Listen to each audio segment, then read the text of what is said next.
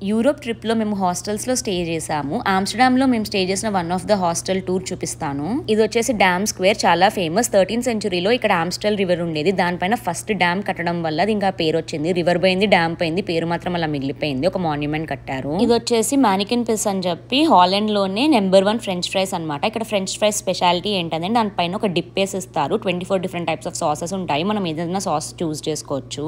ఇదే ఆ మానికెన్ పిస్ బొమ్మ కొంచెం క్రియేటివ్ గా అందులోంచి సాస్ పడేలాగా అట్లా డిజైన్ చేశారు. బేసిక్ గా మానికెన్ పిస్ అనేది బెల్జియం లో ఫేమస్. ఒక చిన్న బాబు బ్రసెల్స్ సిటీ మొత్తాన్ని ఒక డిజాస్టర్ నుంచి కాపాడాడు అని చెప్పి దానికి రిజంబ్లెన్స్ గా మానికెన్ పిస్ అని పేరు ఇంకా స్టాచ్యూ సింబల్ వచ్చాయి. ఆ పేరుతోటి ఫ్రెంచ్ ఫ్రైస్ షాప్ పెడితే అది కూడా ఫేమస్ అయిపోయింది. ఆమ్‌స్టర్‌డామ్ సెంట్రల్ లో ప్రతి స్ట్రీట్ మధ్యలోంచి కెనాల్ వెళ్తది. 1 hour గైడెడ్ బోట్ టూర్ ఇచ్చి మనకి మొత్తం ఆమ్‌స్టర్‌డామ్ తిప్పి చూపిస్తారు. దాంతో పాటు ఇక్కడ హిస్టరీ కూడా ఎక్స్ప్లెయిన్ చేస్తారు. సెంట్రల్ మొత్తం ఓల్డ్ టౌన్, కానీ ఈ కెనాల్ లో కొంచెం న్యూ టౌన్ కి కూడా తీసుకెళ్లి ఆ కార్పొరేట్ బిల్డింగ్స్ అవన్నీ కూడా చూపిస్తారు. సెంట్రల్ లో ఉన్న ఓల్డ్ టౌన్ మాత్రం 15th సెంచురీలో కట్టింది. అంత పాతదన్నమాట. ఈ బిల్డింగ్స్ ఇల్లులుగానే కాదు, స్కూల్స్, లైబ్రరీస్, షాప్స్ అలా కూడా వాడతారు. రిచెస్ట్ పర్సన్ వీటిల్లోనే ఉంటాడు. ఆ సిటీకి మేయర్ అందులోనే ఉంటాడు.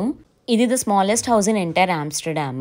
డచ్ వాళ్ళు అప్పట్లోనే ఒక ఇంటర్నేషనల్ కంపెనీ పెట్టారు, ఈస్ట్ ఇండియా కంపెనీ అని. దాని వల్ల చాలా డబ్బులు వచ్చి ఆ వచ్చిన మనీ తోటి ఈ సిటీ మొత్తాన్ని డెవలప్ చేశారంట. ఈస్ట్ ఇండియా కంపెనీ అంట. అర్థమైందా ఎవరి డబ్బులతో ఇవన్నీ చేశారో?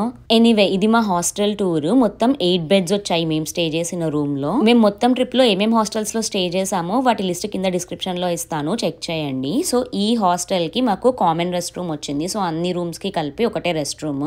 టవల్స్ ఇంకా సోప్, షాంపూస్ అన్ని వాళ్ళే ఇస్తారు. మనకి ఇక్కడ రెస్ట్ రూమ్ లోనే changing room come rest room ఉంటుంది. అంటే మన టవల్స్ అవి హ్యాంగ్ చేసుకొని మనం ఇక్కడే డ్రెస్ చేంజ్ చేసుకోవచ్చు స్నానం చేశాక. స్నానం చేయడం కూడా ఒక చిన్న టబ్ విత్ జస్ట్ షవర్ అట్లా ఉంటది అనమాట.